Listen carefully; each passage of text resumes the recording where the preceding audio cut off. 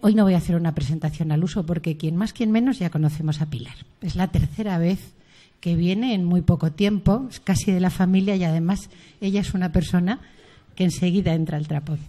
Es muy familiar y siempre digo que le estoy muy agradecida porque comparte su sabiduría, que es inmensa, su bien decir y con mucha facilidad, es decir, nunca nos ha puesto hasta la fecha ninguna pega. Entonces, el año pasado, en este ciclo que se hizo sobre el toro en el Mediterráneo y en la cena, pues se gestó este ciclo. Estuvimos hablando de un libro precioso que es La Cibeles, Nuestra Señora de Madrid, que ella tuvo la amabilidad de regalar un ejemplar al museo, está en la biblioteca, porque lo sepáis todos, porque es un libro que no se ha vuelto a editar y que es pues ya bastante difícil, ¿no? Sí. No para hacer propaganda porque está agotado. Sí. Bueno, pues es La Cibeles, Nuestra Señora de Madrid, que tiene un premio del ayuntamiento y es un libro bien interesante sobre el tema que hoy nos ocupa. Pues hablando de esto, pues se pensó lo interesante que sería hacer el ciclo que hoy nos ocupa. Entonces ella, la gente que está dentro del seminario de iconografía, pues les ha dicho a todas que fueran trayendo un guión para que al final del ciclo todos podamos tener un dossier para que no se nos olvide lo que hemos estado disfrutando y aprendiendo estos días. Entonces, yo la voy a dejar ya, que hable de la Rea Cibele, de la diosa Cibeles. Y adelante, Pilar, cuando quieras. Gracias otra vez. Y esperemos seguir contando contigo. Buenas tardes. Efectivamente, yo ya me siento en familia y no saben con qué satisfacción vengo a este ciclo de conferencias, porque la experiencia me dice que me encuentro con personas como ustedes con un interés no usual en los tiempos que corremos por temas como los que nos ocupan a las personas que hemos dedicado nuestra vida a las humanidades. Por nuestra parte, somos muy felices de haber hecho esos esfuerzos, pero también sabemos que hoy actualmente no es lo que está más de moda. Entonces, encontrar públicos y personas que forman una asociación como la de ustedes, que se reúnen aquí puntualmente los martes, pues es una especie de caricia para el alma, porque sabemos que lo que les vamos a contar les va a interesar. Después quiero agradecer tanto a la asociación como a Llanos el interés que ponen en consultarnos para organizar estos ciclos y la amabilidad con que nos tratan en esta ciudad de Albacete. Y sin más, voy a pasar a explicarles algo de lo que va a ser la conferencia. Y efectivamente yo les he dado unos guiones porque yo creo mucho en lo que se llama la enseñanza expandida, es decir, con estos pequeños puntos, aunque luego en el transcurso de la conferencia nos dejemos cosas fuera, pues ustedes pueden seguirlo o hacer preguntas después, con lo cual se completa la visión que quiero darles. Como verán ustedes, lo primero que les dije es que mi trato con mi diosa que preside Madrid pues es muy estrecho, porque fruto de mi investigación, una investigación muy larga, fue este libro de la Cibeles, Nuestra Señora de Madrid. Y aunque les parezca a ustedes mentira, se me ocurrió la idea un día desesperada en que no tenía coche, no encontraba un taxi, las 3 de la tarde, y me entró un ataque de angustia en la Plaza de la Cibeles. Entonces dije, bueno, pues voy a darme una vuelta, voy a ver la diosa Cibeles, y me puse a verla, a contemplarla, a ver la carga de sabiduría que tenía la persona que había hecho la fuente de la Cibeles. Hoy no les voy a hablar de la fuente de la Cibeles, hoy les voy a acabar con la fuente de la Cibeles, pero tiene toda una historia maravillosa, y sobre todo porque Ventura Rodríguez es un hombre que nunca estuvo en Italia. Bueno, me puse a dar vueltas, se me pasó la ansiedad, dije, pues anda, que no habrá libros de Cibeles escritos. Pues no, La única monografía es esta mía, que costó mucho salir. El título de la Cibeles Nuestra Señora de Madrid me costó también sangre, sudor y lágrimas que saliera. Tuve problemas hasta con el arzobispado, pero en fin, al final les convencí que la Almudena podía coexistir con la Cibeles y en fin, salió. Después, lo curioso es que unos alumnos míos simpaticísimos, porque siempre hay chicos fenomenales, pues les dije, mira, vamos a hacer una prueba. Y ellos se cogieron así como unos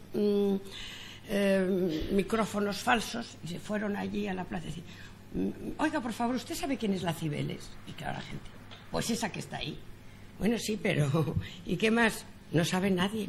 Muchísimos madrileños no saben quién es la Cibeles, ni saben el significado de la fuente, ni todo lo que hay allí. Ahora, eso sí, todos acaban diciendo, pero es muy guapa. Eso también es verdad, estamos todos muy orgullosos de la Cibeles. Bien, no se pueden imaginar la cantidad de anécdotas que habría con este punto. Incluso yo le mandé un libro al presidente del Real Madrid diciéndole que ojo, que la Cibeles es vengativa, he sido de los que ha conseguido que no la pateen, en fin, muchísimas cosas con respecto a esta fuente maravillosa que preside nuestro Madrid y que, como les digo, muchos madrileños no saben quién es. Porque, por eso vuelvo al esquema, porque es una diosa frigia. Y a ver quién sabe dónde está Frigia y qué es Frigia. Ni qué es el santuario de Pesinunte, ni quién fue su amante, que fue Latis, un joven magnífico, etcétera.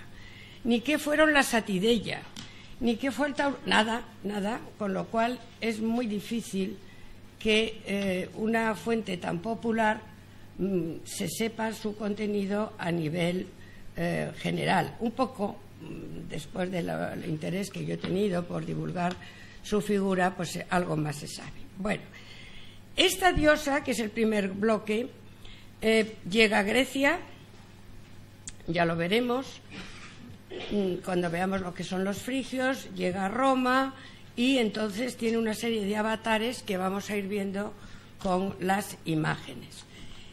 En Grecia se la confunde con la diosa Rea, que no tiene nada que ver con ella, pero bueno, se hace ahí una asociación. Rea es la madre de los dioses, es la mujer de Crono, y se la unifica y se la dulcifica, porque ya verán ustedes que las fiestas de la diosa madre eran muy orgiásticas, muy sangrientas. Como a los griegos eso no les gustaba, pues las dulcificaron y le cambiaron bastante el sentido. Y luego también ya llega a Roma, también veremos por qué. Llega a Roma, tiene un culto, y en la época ya de Claudio sus celebraciones de una manera oficial se establecen. Y esas fiestas son lo que tienen ustedes aquí, que hoy he traído, que van a ver que son la Satideia.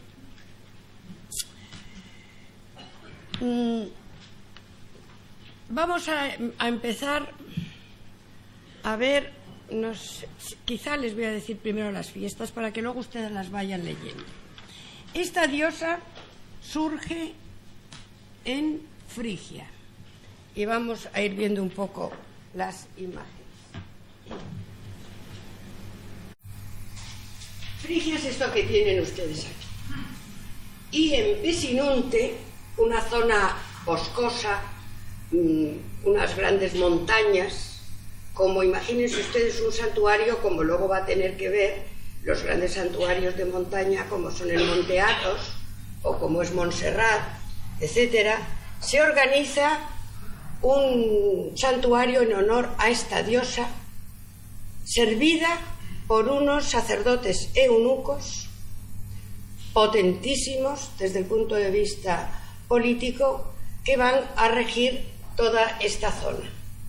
Los frigios tienen una vida corta en el siglo VIII, luego son conquistados por Lidia, pero el santuario de Cibeles en Pesinunte va a tener siempre una gran fuerza. Es una ciudad sagrada con una gran fuerza política, y sobre todo con estos gali, con estos sacerdotes eunucos que la sirven.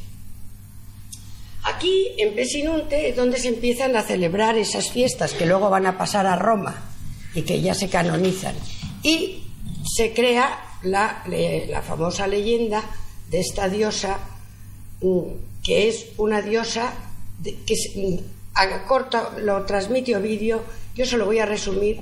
Se enamora de un joven pastor, el joven Atis, magnífico, bellísimo, que le cuida, es un amor casi medio maternal, etcétera. Es el joven que fecunda la tierra, en definitiva, y que en un momento determinado le es infiel. Atis le es infiel con una ninfa bellísima, Sagaritis, y entonces la Magna Mater, que siempre Cibeles es muy vengativa, le enloquece, y él, en el sumo de la locura, se autoemascula, muere desangrado y se convierte en un pino, y la tierra se cubre con su sangre, que son las violetas.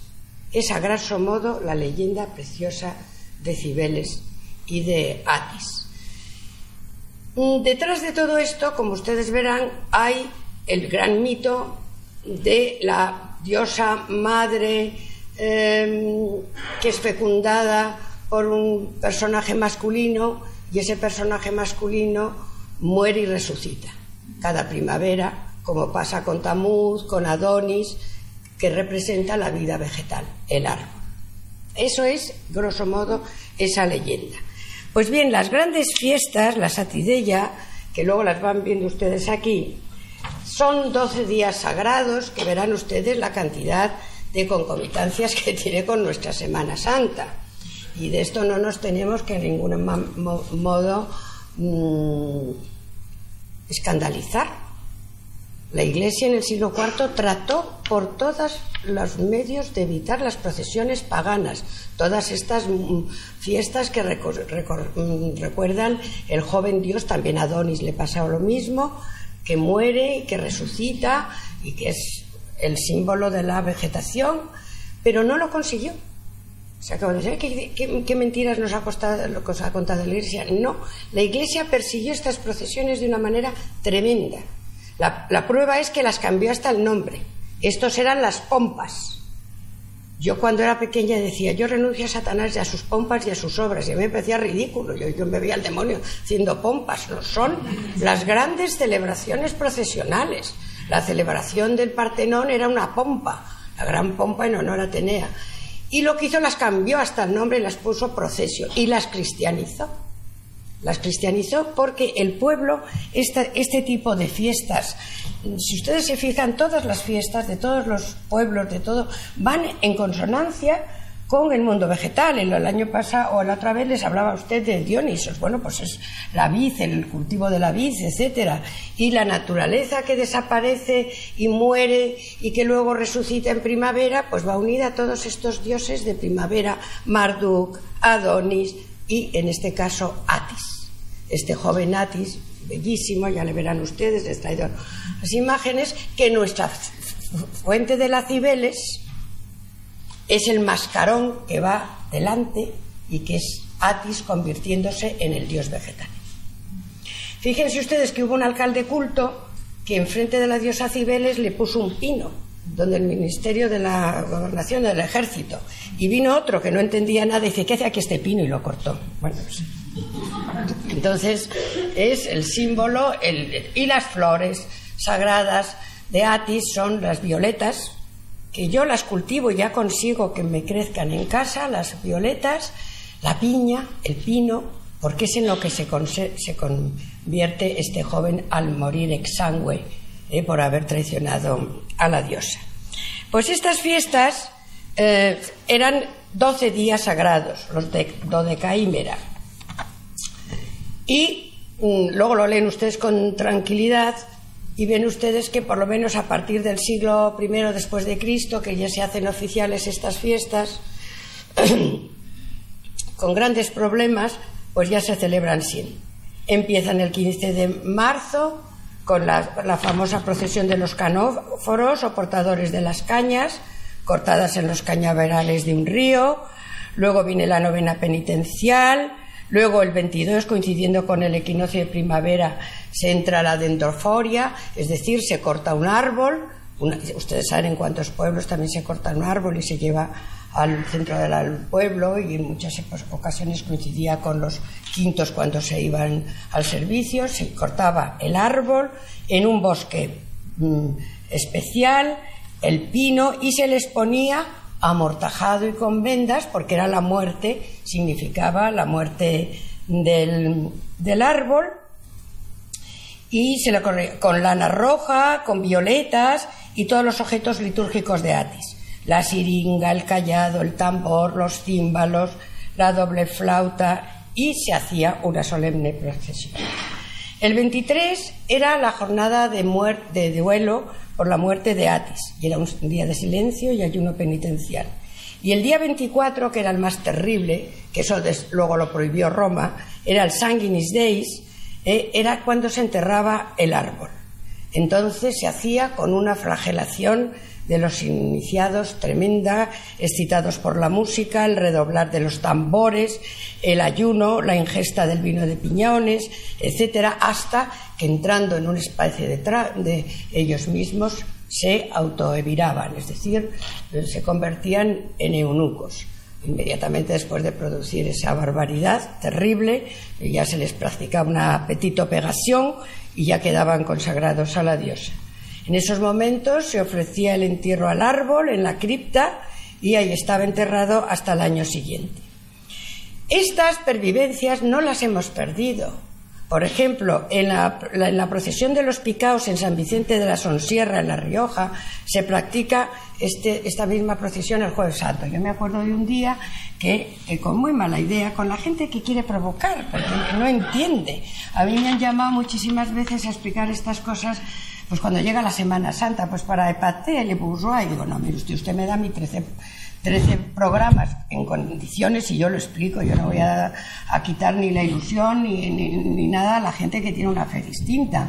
Pero claro, este locutor estaba monseñor, no sé cuál era, un monseñor, y entonces le pone la procesión de los picaos, que no sé si la conocen ustedes, que después se llama de picaos porque las grandes bolsas de sangre que se les hacen en la espalda las pican con un vidrio para que no se infecten, y le dice: ¿qué le parece a usted esto, monseñor? Que el pobrecillo tenía una cara de asco, que no podía más, pero claro, como está aceptado en ese pueblo, a ver quién quita la procesión de los picaos en este pueblo, o quién quita la procesión de los borrachos en Cuenca, que son tradiciones que tienen un origen ancestral y tremendo.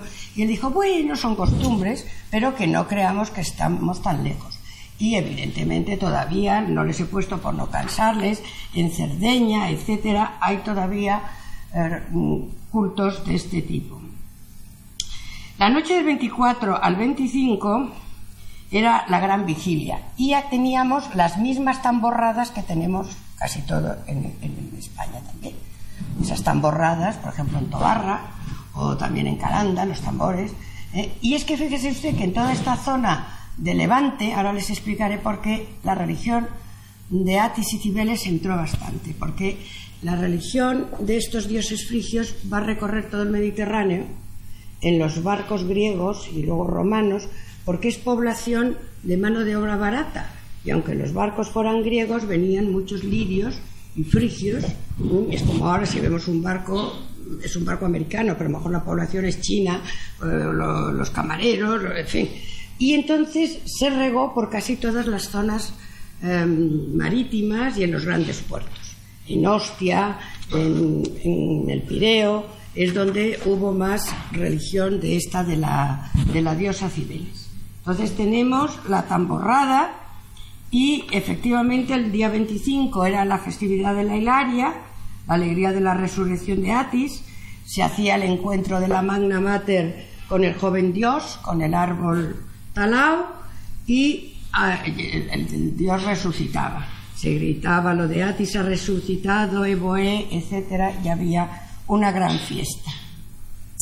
El día 26 era una fiesta dedicada al descanso, tras todas estas celebraciones, y el día 27 había una cosa muy curiosa, y es que se llevaba la imagen al río Albo, en Pesinunte se llevaba al río Sangario a lavarla.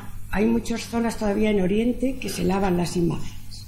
Por ejemplo, la Teofania, el día 6, en toda la zona de las ciudades griegas de Asia Menor, se lavan todas las cruces, se tiran al mar y los jóvenes se tiran a salvar. Era la purificación de las malas influencias, y aquí se llevaba a un río cerca de Roma, que era el río Alto. Y luego estaban los ludimegalenses, que eran los famosos juegos en honor a Cibeles, que se celebraban las carreras de carros en el circo romano, porque el circo romano lo presidía también la Cibeles, y lo presidía con la imagen que les he dado a ustedes, es decir, montada en su león. ¿Por qué estaba allí la Cibeles? Pues porque estaba en una zona, el Aventino, el circo máximo estaba entre el Aventino y el Palatino, y el Aventino era un lugar de arribada de gentes que llamaríamos hoy inmigrantes. Hoy hay barrios en Madrid que están verdaderamente tomados por los inmigrantes, y entonces tenían ahí el culto a la diosa madre, y la diosa madre estaba colocada presidiendo el circo con esta montada en un león, porque ya verán ustedes que las iconografías son distintas. Con esto creo que ahora ya nosotros podemos empezar a ver las imágenes. Entonces, de arranque el culto a esta diosa. Si ustedes quieren saber quiénes son los frigios, no me quisiera meter en muchísimos problemas. Los frigios son hordas de indoeuropeos que hacia el 1200 caen en esta zona y acaban con el imperio hitita, al mismo tiempo que los aqueos van cayendo sobre Grecia, y también hay dos ramas de indoeuropeos, los aqueos primero y luego los dorios, etc. Pero el imperio de los frigios es breve. El imperio, aquí tenemos Midas, Gordion, todos estos reyes que les suenan a ustedes, porque luego Lidia es el que acaba gobernando. Pero como les digo, esto va a tener una influencia siempre. Son gente muy poderosa, gente además rica, como va a pasar con el Artemis de Éfeso. El Artemision de Éfeso era el gran banco de la antigüedad. También estaba atendido por Gali, y también tenían otra diosa de la que ya hablaremos, que era semejante a esta. Entonces, esto es de dónde viene esto. Pero ¿qué era en realidad la Cibeles? Que es lo primero que nos tenemos que preguntar. Una piedra negra, lo mismo que la Kaaba. Mire si fue listo Mahoma, que no se atrevió a tocar ese culto ancestral, ni con Alá ni sin Alá. Y todavía ya ven ustedes lo que pasa todos los años con la Kaaba, una piedra negra. ¿Y por qué tiene esta fuerza la piedra negra? Que no es esta la única. Las piedras negras en la antigüedad, porque son diopetes, es decir, caídas del cielo. Y entonces son la cratofanía de la diosa madre, no la epifanía. En la religión hay que entender dos cosas. La epifanía es la aparición del dios. Un día vamos por aquí, se nos aparece Júpiter, pues se nos ha aparecido Júpiter. Si vemos el rayo, es su cratofanía, es la manifestación de su poder.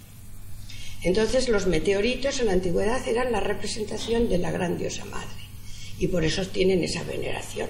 Aquí el ónfalos, ahora lo veremos, de Delfos, y la Artemis Efesia, que también creo que la he traído y hablaremos de ella. Y aquí lo ven ustedes, un altar, aquí dice Epiafaniu, es decir, bajo el poder de Ephaniu, un gobernante, y como ven está la piedra y un carnero, eso porque es lo que se le ofrecían dos cosas, toros y carneros. Bien, la puerta de los leones de Micenas es exactamente la representación de otra piedra negra, de la que se ha hecho una columna, la sagrada columna, porque es la residencia del dios, el Betel.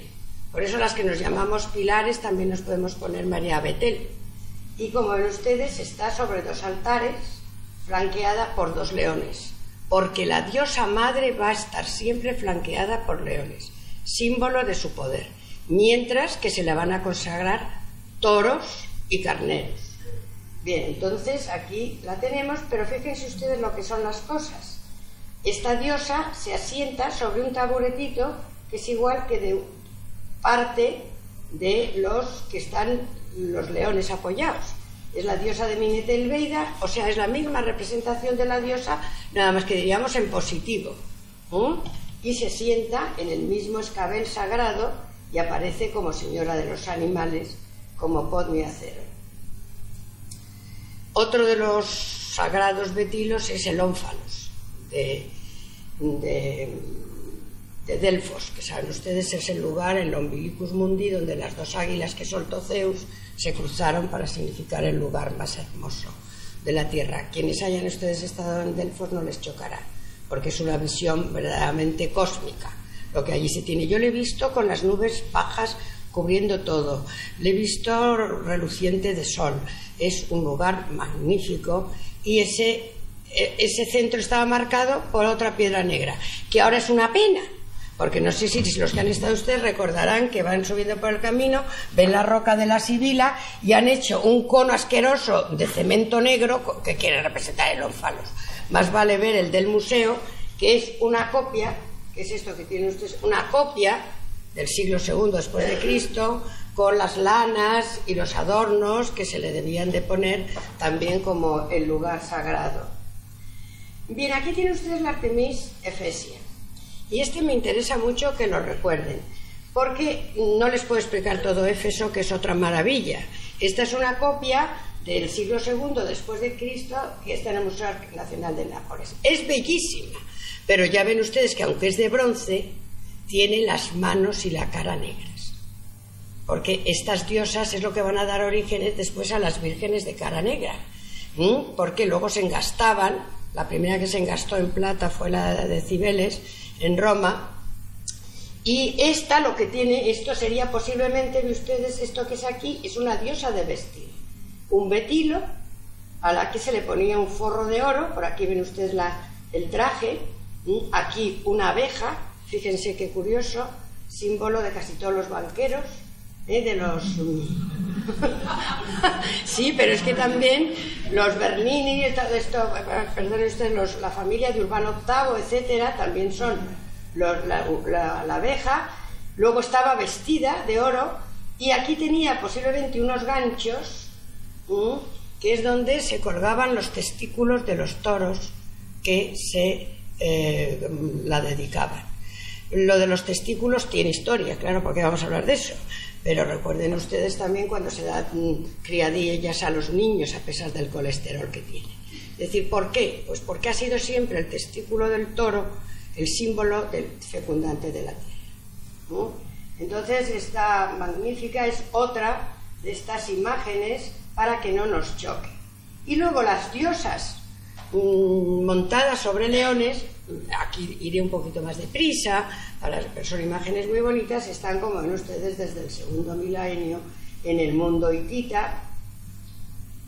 Representaciones también de esta diosa, la diosa Cibele se unifica con la diosa Cupapas o Cubaba de los hititas, esta que es preciosa, una representación ya, digamos, figurativa, con una alta corona y con su trenza, porque esta diosa se va asimilando en toda Asia. Esta, como la ven ustedes también, con una alta tiara, como diosa de la fecundidad, con sus dos coribantes o unos personajes que la acompañan.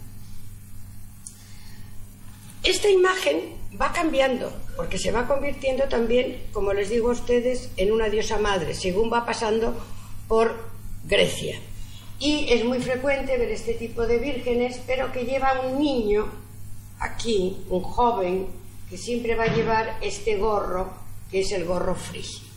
Este gorro, saben ustedes que lo llevó Midas, porque Midas pidió un bien a Dionisos, que todo lo que tocase se convirtiera en oro, y evidentemente, como fue una estupidez, le salieron orejas de burro, según la leyenda. Su barbero, como también saben, no pudiendo aguantar esa tensión de que no tenía que decir solo a nadie, se fue a los cañaverales del río, dijo: Midas tiene orejas de burro. Los cañaverales lo repitieron y todo el mundo se enteró. dos mitos famosos que reflejan, uno, que en cuanto un secreto sale de ti, deja de ser secreto, y otro, la necesidad de la psicología. O sea, los psicólogos saludan este mito como principio de que uno no puede aguantar la tensión y que lo tiene que decir. Pero ese mito dio lugar a este tipo de gorro frigio, que es un gorro muy especial y que va a llevar siempre Atis, y que va a ser símbolo nada menos que de la República Francesa. Tampoco es por casualidad, porque es que en Marsella, esa marsellesa, etcétera, efectivamente hubo un gran, como puerto, un gran culto a Cibeles, y se impuso este gorro, como también la barratina en Cataluña, porque también hubo grupos de griegos y frigios que llevaban este gorro. Entonces siempre la veremos como diosa madre, como diosa trono, pero siempre con este niño que, como ven ustedes, lleva este gorro típico que nos indica que es ese joven dios de la vegetación. A veces estas diosas se complican y son representaciones muy bonitas, de las que les digo no me puedo detener en todas, pero que a veces lo que llevan son 12 niños, porque son madres en definitiva de la vegetación del año y los llevan en los brazos. Esto van, aquí la tienen también, muchos más burda, en la zona de Capua, y esto es como empieza esta diosa a desplazarse por el Mediterráneo, por Chipre, por Grecia, hasta que llega a Grecia. En Grecia les horrorizaban los sacerdotes de Cibeles, y esto de la castración y de todo esto no lo podían soportar. Eso los griegos, saben ustedes que nunca han sido sangrientos. Sí es verdad que en la antigüedad, alguno de ustedes me puede decir, ¿hubo sacrificios humanos? Sí, sacrificios de los troyanos, etc. Pero en general la cultura griega es una cultura que ha odiado la sangre. No podemos pensar en unos juegos de circo, de esto de anfiteatro como en Roma, eso es impensable. Y entonces la identifican, no saben muy bien quién es esta diosa. Vemos que hay colonias de frigios en el Pireo, etcétera, el culto, y la identifican con Rea. Aquí, y ven ustedes enseguida Rea, como es la madre de todos los dioses, con Cronos, con el olímpico, los grandes dioses olímpicos, pues a Rea la empiezan a representar también, como ven, en carros. Aquí tenemos la gigantomaquia del frigio de los tesoros de los signios, en carros tirados por leones. Es decir, que también Rea, por eso mucha gente dice, no, pues Cibeles, Rea. No. Cibeles no es ni Rea ni Gea, la tierra. Lo que pasa que por esta asimilación que se produce en todas las religiones, pues sobre todo en el mundo griego, se la identifica con Rea. Y es más, como empieza la fuerza de la maternidad, tiene en Grecia, bueno, y en todo el Mediterráneo, tal fuerza, la empiezan a dedicar en casi todos los santuarios griegos que vean ustedes. Verán que hay un templo, ven aquí Olimpia, dedicado a ella. Aquí tienen ustedes, ven el templo de Zeus en Olimpia, aquí el templo de Zeus, el templo de Hera, y aquí tienen lo que van ustedes a ver siempre en todos los templos griegos, lo que se llama el metrón, es decir, a la madre de los dioses. Es lo que aquí, ya saben ustedes, decimos la madre de Zeus, o sea, la madre de los dioses que empieza a tener tal fuerza al identificarse con Cibeles, que va a recibir siempre va a tener unos templos. Pero ustedes aquí tienen Olimpia, que la recordarán también los que han viajado por Grecia. Bueno, pues aquí estaban los tesoros y aquí está el famoso metrón, al que se la consagra. Y la parte de los sacerdotes y de los castrados lo miran mal, no lo tienen muy en cuenta. Igual va a pasar en Roma, con lo cual la figura de la madre se va a acentuar y la parte de los sacerdotes, y aquí lo tienen ustedes igual en el Ágora de Atenas, pero y en cualquier templo que vayan ustedes por ahí. Bueno, a partir de entonces, pues ya claro, la parte bella de la creación griega pues se une a las creaciones de esta diosa, que son muy variadas. Los griegos tuvieron tal sentido de la belleza, y yo creo que por eso yo les quiero tanto, aunque luego siempre digo que a nosotros nos trataron mal, es que hasta la gorgona, que es un ser horroroso, la hicieron bella. O sea, ellos no podían tener idea del feísmo. Es algo que se les escapaba. Igual que luego los etruscos sí, mucho más vitales, mucho más tremendos, los griegos, y entonces empiezan a hacer una serie de creaciones en las que va a tener siempre unas características. Va a llevar el tímpano, ven ustedes, estamos aquí a comienzos del siglo V, es una preciosidad, y van a hacer un prototipo de esta diosa. Son muchas variaciones, pero ven ustedes, y las van a poner sentada con el tímpano, siempre con un polo sobirrete, señal de su categoría, con una túnica muy bonita, luego por aquí el imation sobre las rodillas, y va a ser una imagen que no nos vamos a olvidar cuando estamos en este siglo. Hacen un prototipo de esta diosa. Poco a poco va cambiando, y muchas veces, ven ustedes, aparece también con un leoncito. ¿Por qué? Pues porque conserva ese símbolo de Podnia Ceron, de señora de los animales, que de señora de la vida, que tiene en sus orígenes.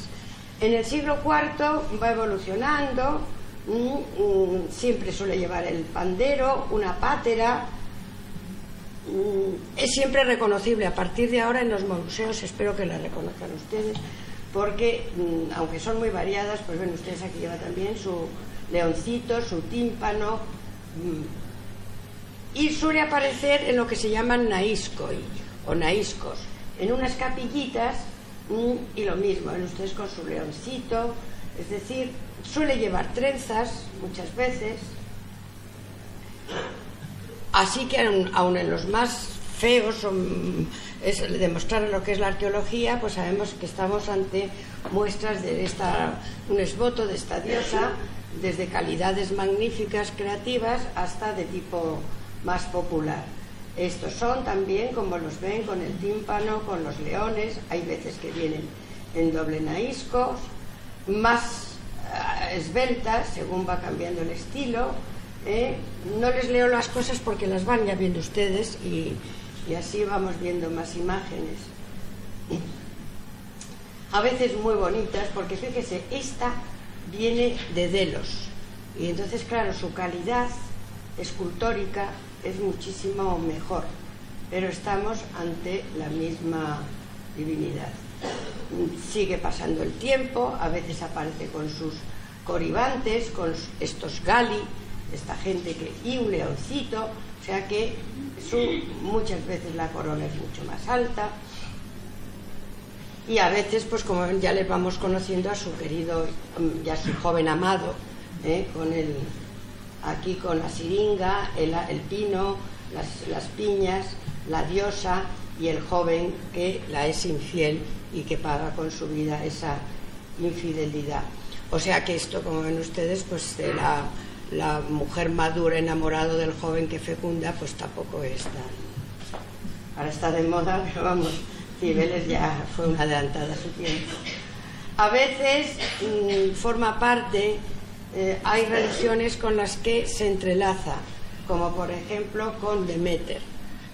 Hay episodios en los que se funden las leyendas, pero nosotros la vamos a reconocer siempre. A Demeter, ya lo verán ustedes, por su antorcha, buscando a su hija Perséfone, y a Cibeles por el león que la acompaña.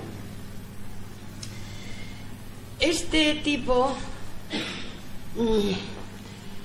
cambia un poquito en el mundo etrusco, y entonces este tipo de diosa madre se fragua en esta urna maravillosa, que ahora la han traído aquí al Museo Arqueológico, en la exposición de los etruscos, que en realidad es una pietà, es un adelantarse a la pietà de Miguel Ángel, por eso es una pieza tan maravillosa, es la Madre Eterna.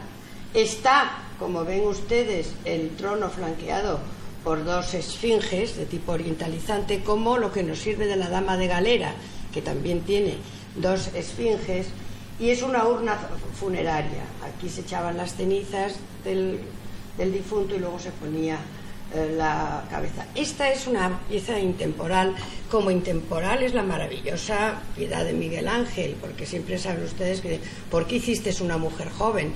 Pues porque la maternidad es joven siempre. Él es mucho más viejo, tiene 33 años, pero descansa en una mujer joven, que es la estampa de la maternidad.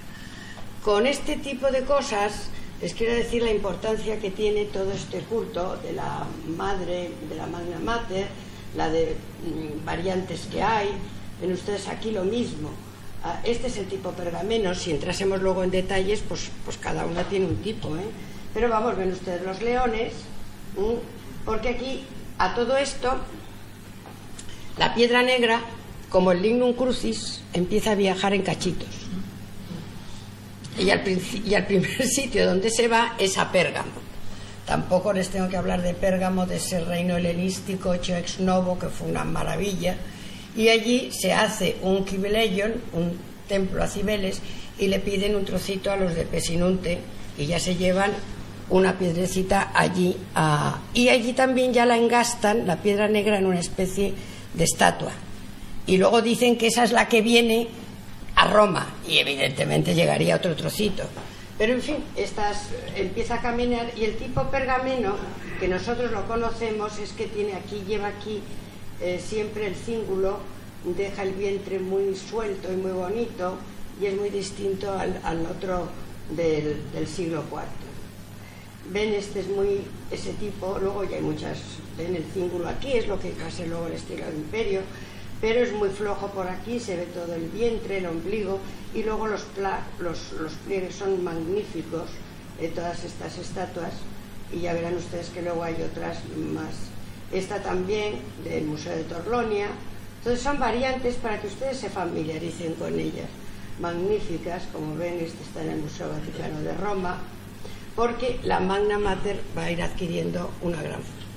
En Roma, ¿por qué llega la diosa Cibeles a Roma?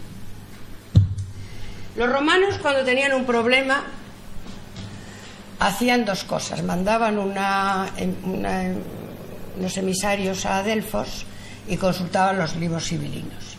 No me puedo tampoco entretener en lo que son los libros sibilinos, pero era divertidísimo. Era como yo siempre a mis alumnos les digo, mira, como el boletín oficial del Estado, que nunca te enteras de nada, pero sirve. Bueno, pues los libros sibilinos los consultan y dicen que están en plena Segunda Guerra Púnica, Aníbal está en Roma, en Italia, están pasando una época malísima, y entonces se consultan los libros sibilinos y dicen que hay que ir a por la Magna Mater, por la piedra a Pérgamo, y que se la traigan y que entre en Roma. Evidentemente se organiza una expedición, van a por la piedra y toda una serie de aventuras hasta que llega al Tíber, y cuando llega al Tíber la tienen que salir a recibir, y la recibe Publio Escipión, un sobrino del Escipión el africano, toda una historia. Y esta ha venido aquí ahora, los que hayan ido a ver la exposición de Roma, del Senatus Populusque Romani, han traído esta magnífica piedra, que es justo la llegada de Cibeles en esta nave salvadora a Roma. Y además se produce ya el primer milagrito, y es que hay una señora, que es esta Claudia V, que está acusada de ser una mujer infiel, y ella dice que es buenísima y que no es infiel, y pide a la diosa que se encalla el barco, que solo con su cíngulo la pueda desencallar. Y efectivamente la diosa cedió a las blandas manos, y así fue. Y Claudia V fue un personaje que estuvo siempre en el templo de Cibeles. Entonces, esta es cuando entra en el 204, y lo que son las cosas, los romanos siempre tenían suerte. Aníbal se va de Italia, hay una cosecha magnífica, y la Magna Mater es recibida con todo el amor del mundo, y va a ser queridísima en Roma, es donde recibe el nombre de Magna Mater. Y en cambio los gali y los eunucos estos, pues no los querían ni ver. ¿Y por qué creen ustedes que nadie sabe casi nada de la diosa Cibeles en Madrid? Pues por lo mismo, como tenía todo ese cortejo de eunucos y de cosas orgiásticas, pues los borraron y ya está. Y los romanos hicieron más o menos lo mismo, y además prohibieron, para hacer estas celebraciones, las emasculaciones y las barbaridades de que los gali no tuvieran que... Aunque luego continuó con los famosos castrati que cantaban, porque eso ya saben ustedes, eso también... véase nuestro Farinelli, etcétera, porque estas cosas tienen mucha gracia, pero bueno, mucha triste gracia, pero bueno, porque también eran cantos, coros. Bien, aquí tenemos, ven ustedes, el esquema de cómo la Claudia V, esta mujer vilipendiada, pues gracias a este milagrito de que la nave puede tirar de ella, pues entra así en Roma. Los dioses extranjeros no tenían cabida dentro del Pomerium de Roma. Solo hubo dos dioses que tuvieron ese privilegio. Uno, Apolo, y por unas razones políticas que ahora no voy a entrar, y la otra aquí, en el Palatino, ven ustedes, aquí está el Germalus, el templo de la Magna Mater. Esto es todo el palacio de los Flavios, el gran palacio de los Flavios. Esto es la parte de la casa de Augusto, y aquí estuvo el templo de la Magna Mater. Aquí tienen ustedes un esquema, y aquí tienen ustedes, ven esto que ha aparecido por las excavaciones del Palatino, y como ven ustedes aquí, este es un templo, un tipo menos pergaménico, digamos, más romano. Ven, la cintura es una figura muchísimo más voluminosa, y parte de los leones que la acompañaban. Todo esto está en el Antiquarium del Foro. Y aquí tenemos restos en unas representaciones de lo que fue el templo de la diosa Cibeles, como ven aquí, con una corona, los gali, los leones, y aquí otros relieves con el toro que se llevaba al sacrificio. Estas imágenes me sirven para decirles que está muy documentado todo este asunto en Roma. Y ahora que les pongo aquí a ustedes, pues el sacrificio más tremendo que se hacía en honor a Cibeles, que era el famoso taurobolio. ¿En qué consistía esto? En matar a un toro con un arpex sobre una especie de techo agujereado, como ven, y aquí el iniciado recibía un bautismo asqueroso de sangre caliente, que verdaderamente te pones enferma de pensarlo. Pero si el sacrificio en honor a la diosa era de una persona rica, hacía un taurobolio. Si era una persona menos rica, hacía un criobolio, era un carnero. Por eso nuestra fuente, lo que tiene por detrás en el trono, son también las representaciones de los cráneos de un carnero. Esto era tan importante que, claro, cuando ya los romanos aceptaron esta religión, ellos no iban a hacer esta barbaridad. Entonces, ¿qué es lo que hacían? Un sacerdote hacía el sacrificio por ellos, y el bautismo de sangre se lo llevaba a él, aunque lo hacía en honor de un emperador. ¿Dónde estaba el famoso Frigianum de Roma? Pues fíjense ustedes, estaba justamente debajo de San Pedro del Vaticano. Y tuvieron muy en cuanto al cristianismo triunfa con Constantino, que era un listo también, pues lo primero que hacen es quitar el gran Frigianum de Roma, y levantan la primera basílica de San Pedro.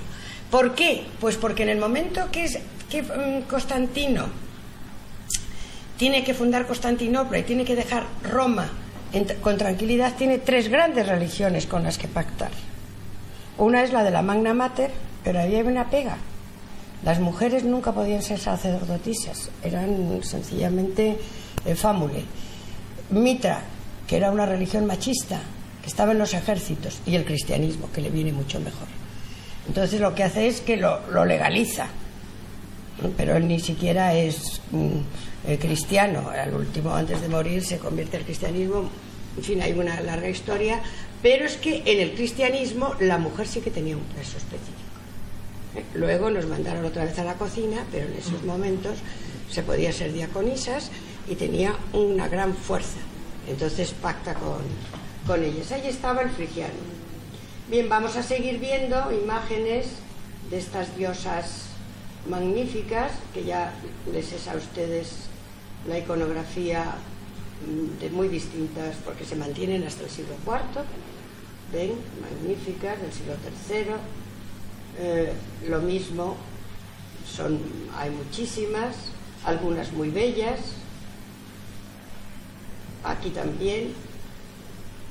Esta es que la tenemos en Museo del Prado, es una encantadora, de las pocas que tenemos, y además se la restauró como Fortuna. Está mal restaurada, pues se sabía menos, pero es una diosa. Y esta es una que tenemos en el Museo Arqueológico, muy graciosa también, que se restauró mal, y por eso se la traigo aquí para que vean ustedes lo que es saber iconografía, porque la pusieron la cabecita, pero esta cabecita no es de ella. ¿Y por qué no es de ella? Porque es una cabecita de Afrodita. ¿Y por qué es de Afrodita? Porque tiene aquí este moñito sagrado, que es lo que llamamos el cróbilos, pero la tenemos también en el Museo Arqueológico. Luego tenemos cabezas muy bonitas, preciosas, como ven ustedes, que a veces se confunden con otra diosa torreada, que es la diosa Tige, pero que, como ven, también, porque Cibeles fue una diosa ciudadana, y como ven, a veces no sabemos si son de Cibeles o de la diosa Fortuna, de esta diosa, pero son muy frecuentes. Aquí tienen otra magnífica, esta es también preciosa. Como ven ustedes, aquí podríamos estudiar las diferentes corrientes grequizantes, organizantes, pero vamos, eso quiere para que vean ustedes la difusión que tuvo este culto. O sea que hasta el siglo IV, hasta la época de Constantino, su fuerza fue muy grande. Bien, pero ahora vamos a ver por qué hay otra Cibeles sentada a la grupa del león, y es que la primera vez que aparece el león en sedente es en el friso del altar de Pérgamo, que si también los que estuvieron ustedes en Berlín, es cuando por primera vez aparece como un detalle de un pintor griego que se llama el pintor Nicómaco. Y montada en la grupa del león es como va a estar en el circo de Roma. En el circo de Roma es como va a presidir la espina del circo de Roma.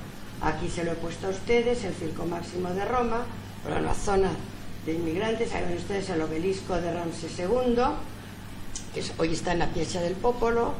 Aquí tienen ustedes el obelisco de Tutmosis III, que está en San Juan de Letrán. Y aquí tenemos a nuestra diosa Cibeles, que está a la grupa del león. Este tipo se va a mantener muchísimo también.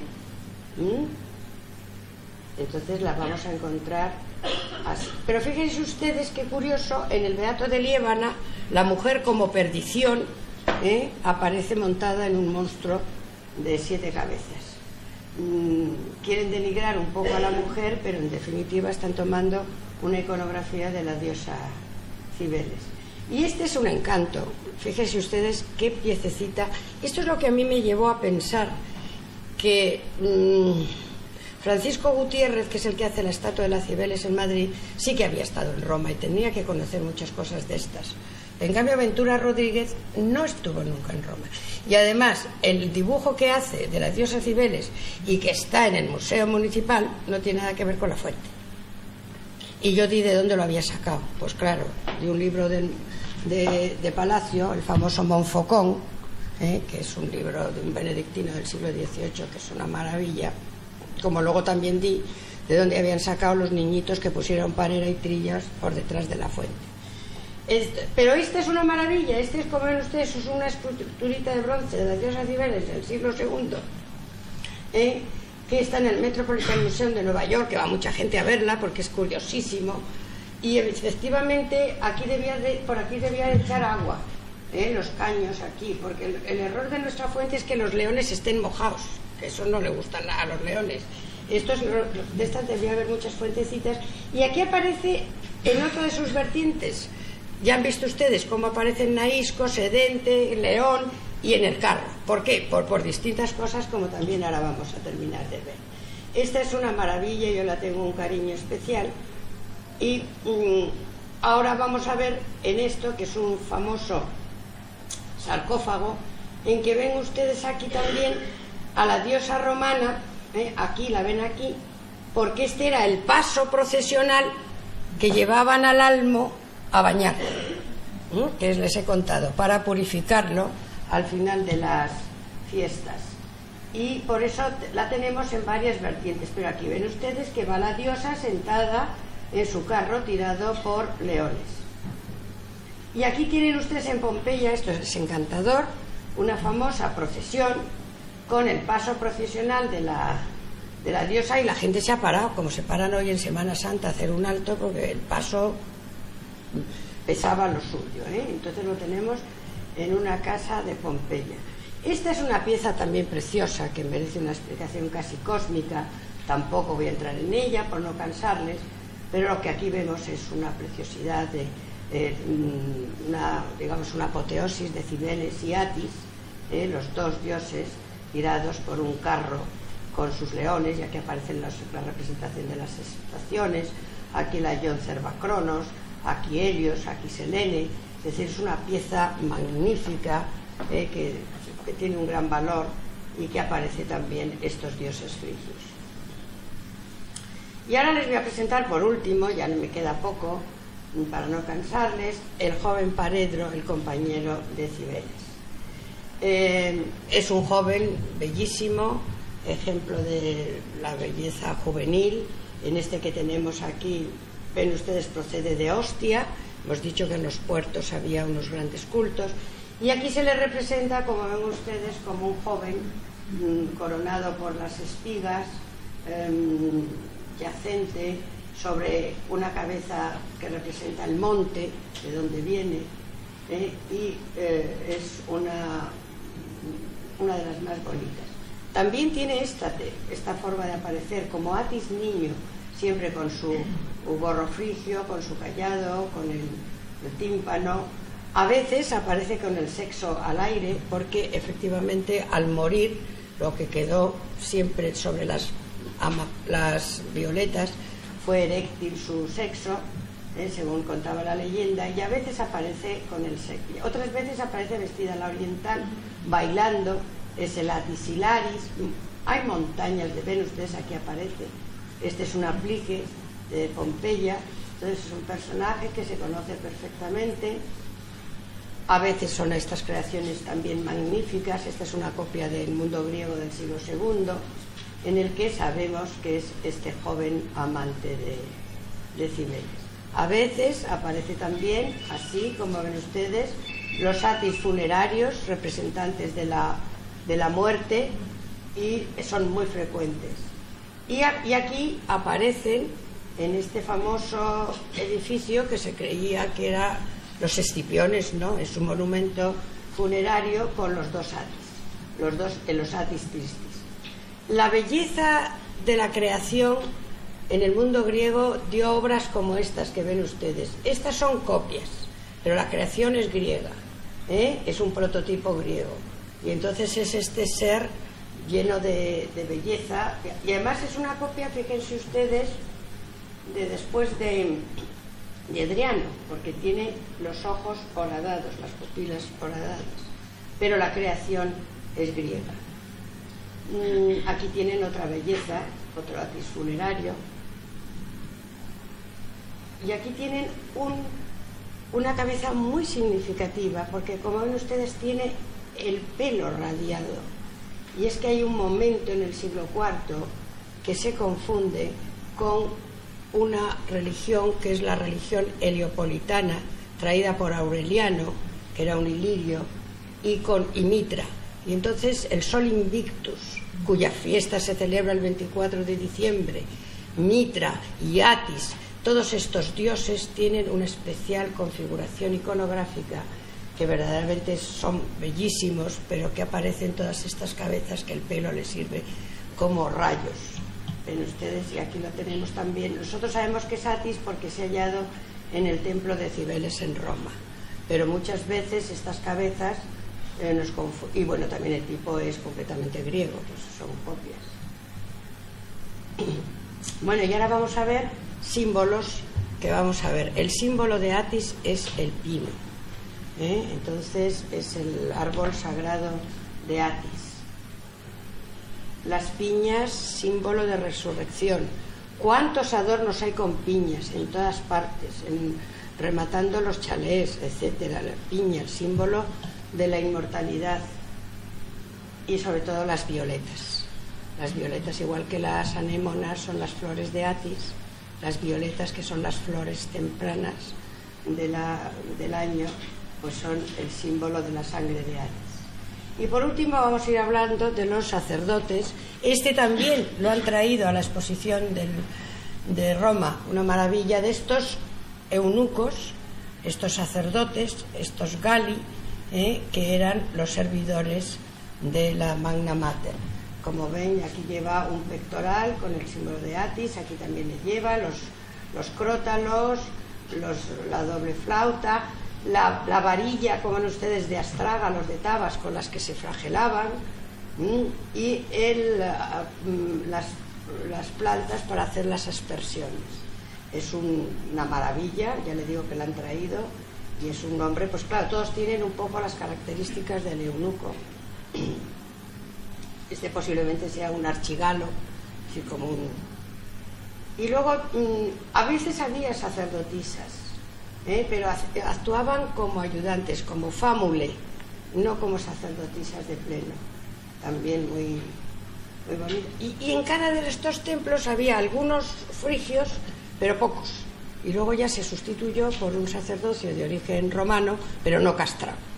Claudio prohibió las castraciones. Este es otro relieve también precioso, en el que ven ustedes a la diosa Cibeles con los leones, Atis, el joven Atis con los pino, las piñas, el encuentro este magnífico que tenían todas las Semanas Santas. Y luego hay altares que se los pongo, pues algún día en algún museo ven algunos, en los que son también, se da uno cuenta que son símbolo de que se ha hecho el taurobolio, porque como ven ustedes aparece el toro, el árpex, como ven, con el que se le cortaba la yugular para que cayera sobre el iriciado, el simpulum, la jarra, y aquí también, estos son de Périgueux, pues lo mismo, el toro, el pino, las cintas, Atis convirtiéndose, ven ustedes, en árbol, el gorro frigio. Es decir, hay símbolos tan inequívocos que esta religión está. Y luego, por último, les pongo aquí nuestra Cibeles, que la mayoría de la gente no sabe nada de esto. Yo me he ido también a verla a México, que es una preciosidad como la han hecho en bronce, y evidentemente por lo menos hayan puesto una explicación. La Atis, ¿qué tal? Que murió, y la ninfa Sagarit, algo han puesto. Pero aquí la gente pasa por la Cibeles y no sabe lo que hay. A grosso modo les diré que el carro, como ven ustedes, es magnífico. Las ruedas son flores tripétalas de la diosa madre. Aquí tienen ustedes el mascarón de Atis convirtiéndose en dios vegetal por la traición que le ha hecho. Ella es bellísima. Francisco Gutiérrez hizo una maravilla. Los leones son de Roberto de Michel, la estatua es de Francisco de Gutiérrez, y todos los adornos de un adornista que se llama Miguel de Ximénez. Y los leones son la famosa historia de Hipómenes y Atalanta, que también esta gran fotógrafa que se llamaba Ucalele paró una vez el tráfico y expuso esta fábula, y hizo una foto que la dejó que la publicara yo en mi libro. Es decir, Hipómenes y Atalanta, saben ustedes, es una joven consagrada a Artemis, valiente, fuerte, que el padre la rechaza, y ella, para casarse, desafiaba a los pretendientes a una carrera, los ganaba y los mataba. Y entonces Hipómenes se enamora de ella y Afrodita le ayuda, le da 3 manzanas de oro y dice: tú tíralas, que ya verás cómo ella la recoge y se entretiene y la ganas. Bueno, a ella posiblemente le gustó Hipómenes, se entretuvo con las famosas manzanas y se dejó ganar y se casaron. Pero les entró tal transporte amoroso que entraron en una cueva consagrada a la diosa sin darle las gracias ni hacerle las libaciones oportunas, y ella los condenó a ser 2 leones machos. que es lo peor que se puede ser, claro, ya para no... Y ahí los tienen ustedes, a Hipómenes y Atalanta, a Atis y la diosa que lleva bueno, magnífico, la cabeza por detrás. Luego el carro llevan aquí las fustas de las flagelaciones, las piñas, las violetas, todo esto que la gente no se fija y que ustedes ya se van a fijar. Y ella por detrás el pelo suelto magnífico, y solamente la fuente de las Cibeles merece. Y luego tenemos estos niños que cuando el conde de Romanones en 1898 le dio la vuelta para enfilarla hacia la calle Alcalá, que la cambió de sitio porque estos estaban moviéndose, Neptuno y Cibeles se miraban porque era el paseo, pues como el Foro Carolino de Nápoles, pues claro, tenían que tapar algo esa parte. Y hicieron un concurso y lo ganaron dos escultores, Parero y Trilles, que yo también dije, estos lo han tenido que sacar de algún sitio cerca, y efectivamente en un cuadro de Bruegel, que yo también ahí publico, hay unos niños con unas conchas, etcétera, y de aquí los copiaron y los pusieron, pero no tienen nada que ver con la diosa. Y como el pueblo madrileño es tan gracioso, decían, pues es que el conde Romanones, como la retiró, le ha puesto un piso y ha tenido dos niños con ella. Hay una gran risa con estos niños, porque es que ya ni se digna mirarlos. Claro, es una cosa artificial, pero ya nos hemos acostumbrado. Son esos pastiches escultóricos tan magníficos a los que uno se acostumbra. El pelo de la diosa es magnífico, va con cabeza torreada, se le escapa de entre las guedejas del pelo, lleva un manto impresionante, y en el asiento es donde se ve también un carnero, la cornamenta de un carnero, porque es un criocón. Bien, y esta preciosidad que ya les digo que merece la pena una conferencia sobre la fuente, pues por lo menos ya la ven ustedes con otros aires, porque lo que sí es cierto es que siempre se la ha llamado guapa, y cuando llegó a México todos los madrileños, guapa, guapa, guapa, pero díganme ustedes que guapa en griego es majaira, de ahí viene la palabra también macarena. Es decir, son estas uniones de tradiciones, de temas que se siguen y que tienen su explicación, y que yo creo que hay cabida para todos. Antes de terminar, quiero decirles que en Madrid la Virgen de Atocha es de cara negra, es una Theotoca, una que lleva al niño. Ya verán ustedes cuando estudien ustedes Isis es el trono del faraón, es la consagrada de la realeza, y la de la Almudena también fue de cara negra. Lo que pasa que se quemó y evidentemente pues la del siglo XVI ya es carita café con leche. Pero fíjense ustedes si tiene fuerza esto de lo moreno, que uno de los más venerados en Madrid es el Cristo de Medinaceli, que es de cara negra. Esta es una talla del siglo XVI, pero en Madrid se le llama el moreno, y van con un cariño a verles. Es decir, que todo esto de la sacralidad, de los meteoros, de las piedras negras, y la Virgen de Montserrat, bueno, dijeron que la habían pintado, y unas tonterías a relatarles renuncio, pero no. Las vírgenes en un principio tuvieron una cara negra por sistema de sacralidad, sin posiblemente saber lo que se hacía. Como les digo a ustedes, que la mayoría de los madrileños, para mi pena, no saben quién es la diosa Cibeles, ni quién es Frigia, ni los frigios. Gracias a cosas como estas, pues lo vamos difundiendo y sabiendo. Y con esto pues les agradezco su atención. He procurado cabalgar sobre la historia, pero no quisiera ser pesada. Ahora, con mucho gusto, si alguno quiere hacerme una pregunta, pues yo se la contesto. Gracias por su atención.